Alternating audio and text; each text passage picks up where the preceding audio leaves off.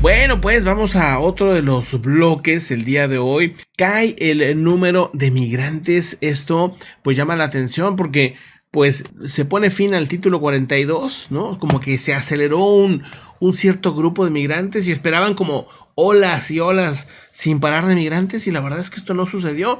Ya los mismos de las fronteras han dicho que se fue o cayó el número de migrantes intentando pasar hasta la mitad, dicen por ahí. Hasta un 50% es lo que dicen, que se han estado preparando por meses y meses por este cambio y se ya han ejecutado un nuevo plan de forma consecuente, es lo que dice los encargados de la política migratoria para Estados Unidos. Y dice, la patrulla fronteriza de Estados Unidos ha visto una caída de aproximadamente el 50% en el número de personas arrestadas en las fronteras sur, en comparación con las cifras a principios de la semana antes de que finalizara el título 42. O sea, arrestaban, según dicen, a 11,000 personas, más o menos, Diarios. 11,000 diarios, imagínense. Y ahora mismo se habla de arrestos de 6,200 personas por día. Incluso el sábado, el día de ayer, fueron 4,400 personas. O sea, sí se redujo bastante, incluso hasta menos de la mitad en algunos días. Exactamente. Dice el funcionario, recordó además que a partir de ahora otra vez regresamos a recordarnos que todas las personas que crucen la frontera sin permiso migratorio o sin pedido de asilo en los países por los que transcurrieron van a ser deportadas de forma rápida, y si reinciden se les prohibirá la entrada a Estados Unidos durante 5 años. No, eso es lo que han estado diciendo desde un principio. Ahora, vamos a otro asunto, una buena noticia también el día de hoy, ¿no? Vamos pues a eso. Ya hemos visto cómo durante la pandemia una de las cosas que más afectó en el mundo fue el tema del turismo. Colapsaron muchas empresas en el tema de hotelería, o tuvieron peligros de colapsar algunas de ellas. También aerolíneas que estuvieron a punto de tronar, etcétera, etcétera. Los cruceros tuvieron también sus broncas. O sea que, bueno, pues hubo problemas, pero poco a poco, sobre todo para el 2022, ¿no? El año pasado ya empezó a regresar el turismo, iba avanzando. Al final todavía había desconfianza el año pasado, ¿no? Pero ya muchos aquí, incluso en la comunidad, nos llegaron a comentar, pues, que ya se estaban animando a irse de vacaciones y todo esto. Y hay un organismo, el Organismo Mundial del Turismo de las Naciones Unidas, el OMT, así como está el OMM o el OMS, pues está el OMT, y este organismo de turismo ha demostrado que los repuntes del turismo mundial ya se están acercando básicamente a los mismos niveles que había antes del COVID. Y es una excelente noticia, porque quiere decir, no nada más eso, quiere decir que hay lana, o sea, que la gente quiere gastar y trae dinero y pues puede salir de vacaciones, que eso es muy bueno.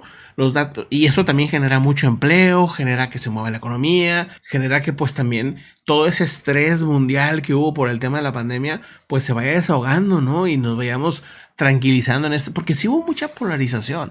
O sea, sí hubo mucha polarización con el tema de la pandemia, ¿no? O sea, porque la gente estaba tensa, ¿no? Y sobrereaccionaba o sobredimensionaba cualquier detalle, cualquier cosa, cualquier cambio, y que si hasta el uso de mascarilla les parecía una cosa rara, ¿no? Entonces, el punto es que los datos muestran que dice, el número de viajes en el primer trimestre de 2022 se duplicó en el primer trimestre del 2023, y se estima que 235 millones de turistas realizaron viajes internacionales en los primeros 3 meses del 2023, un aumento del 80% desde antes de la pandemia del tema COVID. Exactamente. Ahora, según la OMT, Oriente Medio fue el que se recuperó más rápido. Es el más rápido, con un aumento del 15% en sus cifras de llegada del 2019. O sea, con respecto al 2019, un 15% más que el 2019. O sea, no estamos contando la época del COVID. O sea, que ya regresaron a cifras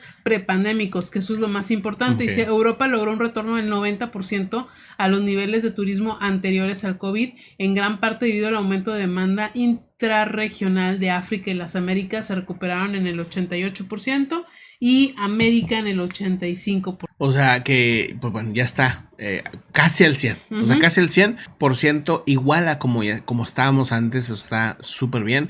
El secretario general de la OMT, Zurab Poliokalashvili, comentó en un informe, dice, al comienzo del año pasado se demostró nuevamente la capacidad única del turismo para recuperarse en muchos lugares. Y eso es verdad, es de las pocas cosas que yo creo que se van a recuperar súper rápido, porque al final no deja de ser una necesidad, y eso que pues se generó mucho temor pues por todo el mundo, ¿no? O sea, de China, ahora viajar, ¿no? O sea, como que existía el riesgo, yo sentía, ¿no? De que luego nos diera cosa viajar, porque ahora ya vimos que no, pues resulta que todo el aire de los aviones lo respiramos y que no sé qué, no sé qué. He visto, pues estos canales de viajes que hacen que hay quejas en Japón, por ejemplo, de que muchos turistas que están llegando allá no quieren usar mascarillas en los camiones y en los trenes, y pues entiendo que no es obligatorio, pero es como de cajón. O sea, no te obligan, pero sí lo tienes que traer, ¿sí? O sea, como que por cultura ya se quedó eso del COVID. Si de por sí que ya lo usaban, ahora lo usan más. Entonces, como que a lo mejor vamos a tener que reaprender también algunas cosas y decir, bueno, pues en ciertos lugares vamos a tener que hacer ciertas cosas que a lo mejor no nos gustan tanto, pero pues el chiste es viajar y salir, ¿no? Y moverse. Sí, hacer ciertas concesiones y también pues obviamente respetar otras culturas, ¿no? Así el Pacífico también experimentaron una tasa de recuperación del 54% a los niveles anteriores al COVID-19, y se prevé que esto aumente más ya que China pues tiene poco que reabierto las fronteras. De hecho, hace unos meses no quitó los chequeos para los turistas. Tiene relativamente muy poquito. Tiene muy poquito realmente. O sea, ¿algo más de este tema? Según informes de la OMT, también reveló que los ingresos de turismo internacional han alcanzado un máximo de $1 billón en el 2022 y un aumento del 50% en términos reales en comparación con el 2021, y el gasto global de los visitantes también experimentó un aumento del 64% con respecto a los niveles anteriores a lo que es la pandemia. Fíjense, este es el republicano Marco Rubio, se llama, ¿no? Sí, que andaba aquí en Cancún. Jorge Ramos, ¿te acuerdas de este periodista? Ajá, claro. Pues le recordó básicamente, ¿no? A este político que, pues su abuelo era un migrante sin documentos, un indocumentado, ¿verdad?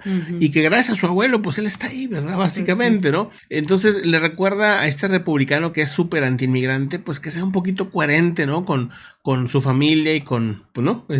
Con su historia, ¿no? Con su historia de vida. Latino. ¿No? De latino.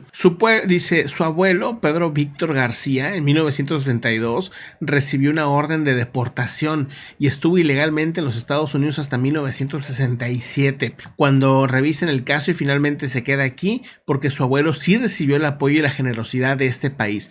Y porque usted no hace lo mismo por defender a los migrantes, le cuestiona el mismo Jorge Ramos a Marco Rubio. O sea, básicamente diciéndole, tu abuelo era ilegal, ¿no? Le dijeron que se fuera, ¿no? Y no nada más no se va, sino que el gobierno de Estados Unidos pues le dice, pues está bien, hombre, quédate, ¿no? Le da chance de quedarse, y gracias pues a eso este personaje está ahí. Ahora, pues es un legislador que si está donde está, o sea, si está con los republicanos y está ya basado toda su retórica en ser antiinmigrantes, porque le ha funcionado y porque le ha traído votos. Entonces yo sé que Jorge Ramos lo hace con la buena intención de a ver si agarra la onda, pero eso no va a suceder.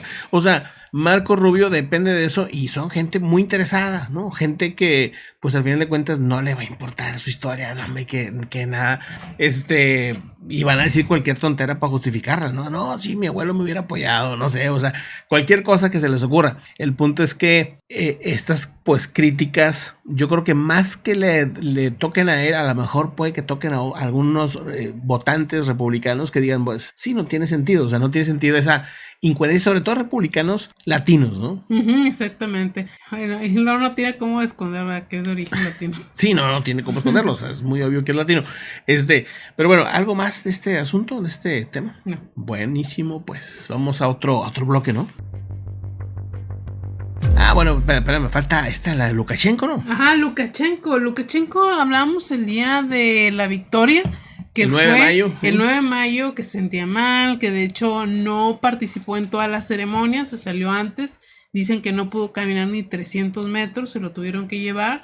Y pues bueno, el presidente de Bielorrusia, Alexander Lukashenko, pues ha estado ausente ahora de la ceremonia oficial del Día de la Bandera. Es su primera ausencia en 29 años. 29 años estando detrás de Bielorrusia, y pues obviamente es una alerta sobre su estado de salud. Lukashenko, que por cierto tiene 68 años, pues fue sustituido por el primer ministro de Bielorrusia, Roman Golokhchuk, como en el acto principal. Y pues bueno, él fue el que emitió básicamente el discurso.